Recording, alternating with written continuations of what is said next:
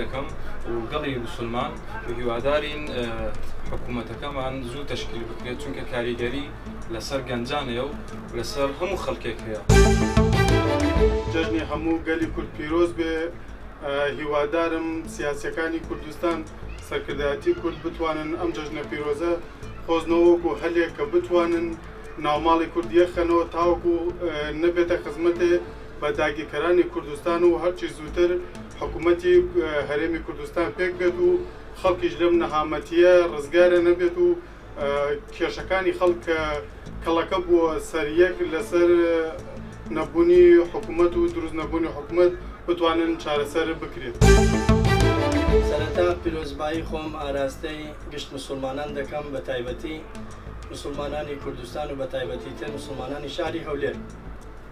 و هیوادارم ئەم گەلە بەرەو پێش بچیتن و ئەم حزبە سیاسیانە ڕێک بکەون بە زووترین کات دڵی ئەم خەڵکە خۆش بکەن و لە زەحمەتی و ناڕەحەتی ڕزگاریان بکەن.